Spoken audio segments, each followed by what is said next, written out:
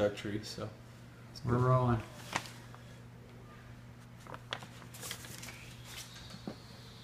turn it on yourself.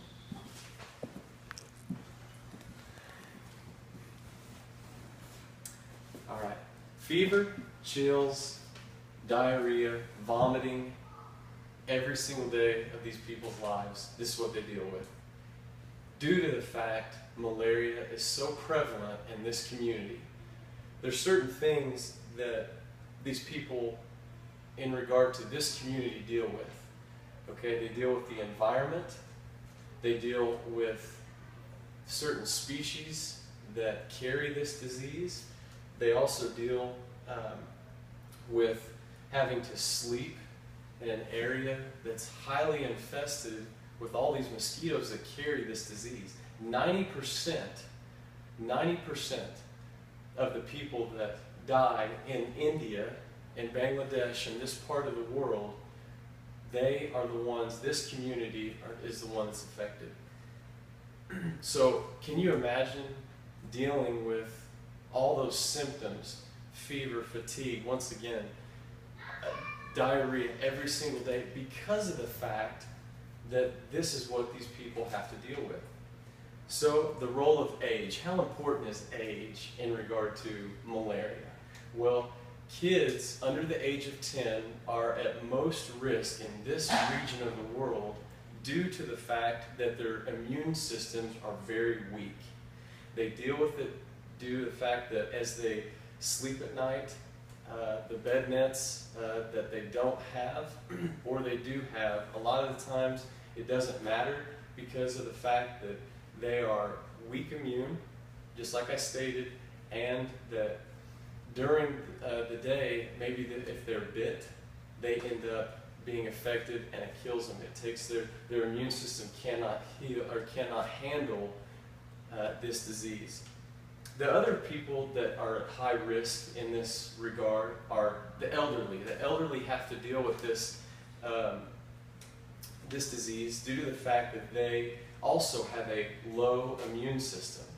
So they become at high risk just like the kids, and they are quick to be infected and they're quick to be spreaders of this disease due to the fact that they can't hold on, they can't heal from this disease, they just pass away. So again, imagine your family members, your kids, your grandparents, your loved ones, they're passing away at a very high, rapid rate due to this disease. Okay, so what about the environment? The environment is another area and a factor that these people have to deal with. It's the mountains. This is a very mountainous region in this part of Bangladesh, and as the mountains, as you go higher up, the risk to get malaria becomes more. And so there's a lot of forestry that these people live in. This community called the Chittagong Hill Tract, the CHT. So this people group, this ethnic group, they have to deal up in the mountains. They're a rural community, they're farmers.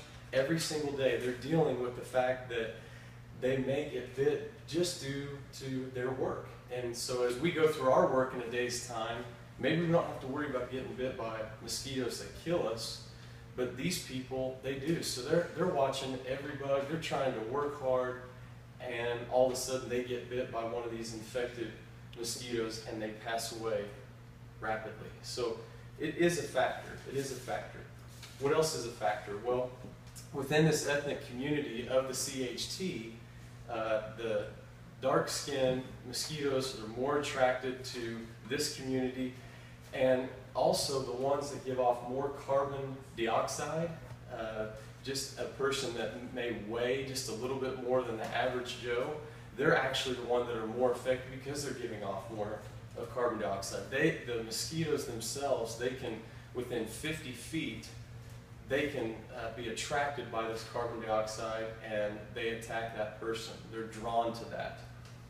Okay, so basically, just to sum everything back up, age, ethnicity, and the environment are factors that play a major role in regard to these people if they live or if they die by this disease. So your middle age, person that is in good health, they may be able to take the bite and still be able to live, but your little kids, your older adults, they don't do so well because of the fact their immune system. So what are we to do in light of what we know? Well, the World Health Organization is trying to get some immunizations to this part of the world to really help them in regard to wanting to give them something tangible in order to heal this people group.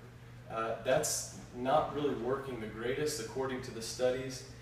Those do not help, but things that would help on our end are to provide bed nets. The more of these kids go to bed at night, they get bit by a mosquito the next morning, who knows, they may not live.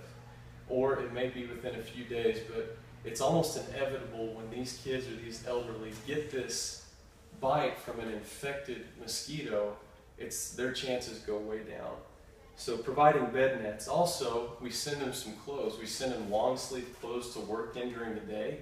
We also give them pants that they can work in, as well as maybe hats that provide them an opportunity to work out in these fields to provide for their family without the fear of maybe getting bit by a mosquito that would end their life. And as well, maybe sending some spray that would enable them to maybe spray in their house or outside of their house to form a barrier to keep these mosquitoes out. So if we are willing to be selfless, we can help this community. How do we do it?